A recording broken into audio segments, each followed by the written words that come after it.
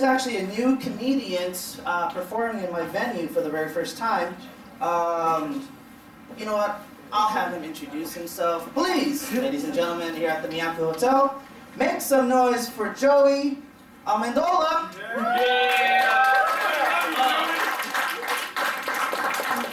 Thanks, man.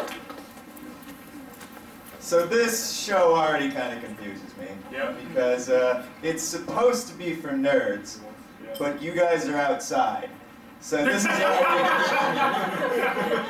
Like, nerds don't commune with actual people. It's just like a computer screen is good enough.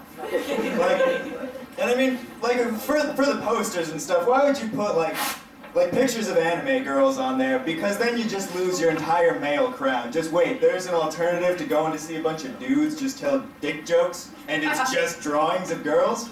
Sign me up! But I used to be kind of like an anime nerd, and I just kind of stopped out of nowhere, but now I'm more like a comedy nerd. Like, I listen to all those guys, and you know, you'd be walking down the street, you know, singing, I don't know, like Full Metal Alchemist theme song or some shit, and I would sing the Louis theme song, and I'd probably replace Louis with just like my name, because I'm kind of a narcissistic asshole. Just like Joey, Joey, Joey, Joey. It works. It's 2 syllables. Why would I not do this? It's a perfect plan. So I saw an Asian gentleman the other day, and I thought to myself that he kind of looks like Bruce Lee. And now, before this whole side of the room wants to kick my ass for being racist, I had the right response, which wasn't, oh, it looks like Bruce Lee, man. It was, oh shit, that guy looks like Bruce Lee. That guy might be Bruce Lee, and I'm in the same room as him. This does not bode well. For those of you who don't really get that, in any Bruce Lee movie, if you're in the same room as Bruce Lee and he starts kicking someone's ass, you have a moral obligation to start fighting against Bruce Lee. And I'm sorry to tell you this, but you're probably gonna lose.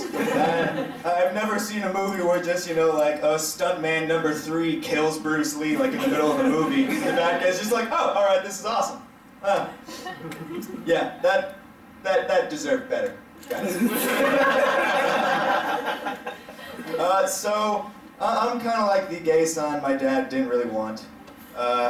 Relax, nerdy people. I'm not actually gay. It's just that I don't really go on dates, I don't really, you know, do sports, I don't get laid, and I like balls in my mouth from time to time. But, no. But my dad would probably take, you know, like a gay lineman or quarterback over me, but not a tight end or receiver. Wrong place to do that joke. Football jokes are not for this. But my dad totally thinks I'm gay. And I can tell, because anytime we're having, you know, like heart-to-heart, he's just telling me to do some random task, he feels the need to throw in that line, just in case you bring a girl over, which really let that line sink in for about 20 years, and you'll realize there's not a whole lot of confidence in there for you. We used to get those metal blankets at my school for when there was a fire. You know, like, just in case there's a fire, here's a metal blanket. I never even got to see the fucking thing. Like, that's not a good example. But it's just in case. Just in case you get, like, a woman to follow you home or something, and you can somehow just coerce her, like, deceive her into getting her into your house. And getting her past that door into that hole of, like, just shame and depression that is your room. Maybe, just maybe, you want to pick up the Playgirls and the James Franco blow-up doll?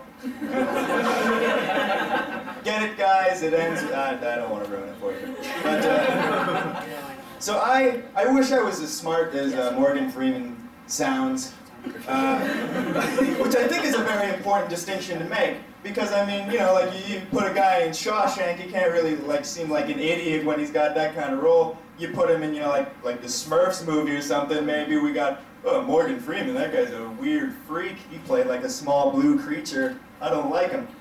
But, yeah, I don't know where I was going with that either. But, just, like, he's just got, like, an amazing voice. And to me, you can't go past that unless you fuse it with, like, an equally amazing voice, which in my mind is Ian McKellen. and I've never been so confident that people know who that person is until I've been in this room. But I still think maybe half of you don't. So Ian McClellan is the guy that played Magneto in X-Men. For those of you that aren't that nerdy, he played Gandalf in Lord of the Rings. For people that have seen vaginas in real life, you're not going to get this joke. But I feel like if somehow those two had just like miraculous gay sex and somehow just like spawned a child, the kid could just be one of two things. He could just have like the voice of gods, like the first thing that kid says just crumbles like whole cities. Like just, it goes mama, and then just like huge cracks appear on Main Street and buildings are just collapsing. It's awesome. Or the kid's just gonna be violently retarded. Just to the point where it's not okay anymore. It's just like there's a jawbone coming out of his hip. There's like arms, but on the lower exterior. It's weird. I don't even know where the baby would come out on a guy. It's beside yeah, that one got away from me too. It's a weird night, guys. Let's hang on for a little while. So, I'm 20, which is nice. I get to remember all the shitty phases you go through like in high school, like the karate phase. Fuck yeah. See like 2 Bruce Lee films, decide to buy some track pants, gonna kick ass for a living. Awesome career move. Go on Craigslist, find the first thing that says Kung Fu, sign up without even reading the description. Don't do that. That is a shit idea. At least read like the first sentence, because I get to the dude's house, his house. It's in a residential neighborhood. This is the first strike. It's in his garage. Strike number 2, this is getting a little rapey. The guy walks out.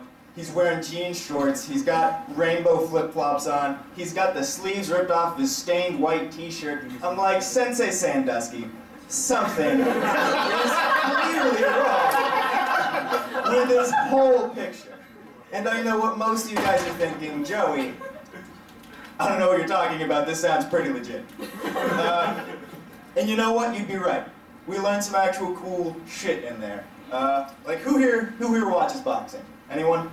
Yeah. All right, a few people. All right. For those of you that don't, there's this move. It's illegal. It's called the rabbit punch. You like punch a dude in the back of the neck, does some shit to the brainstem. Guy goes out cold.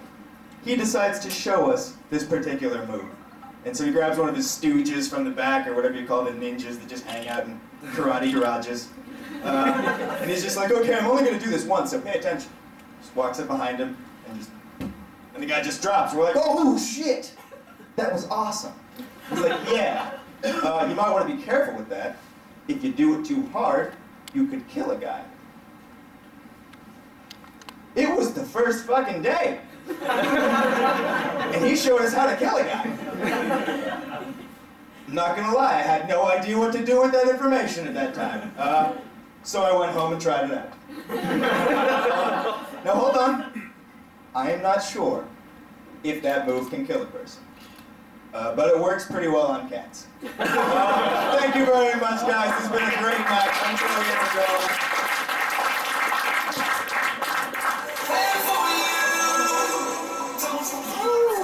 Man, you're not getting anywhere near my pussy. Just for the record. Let's get the show rolling, guys. Next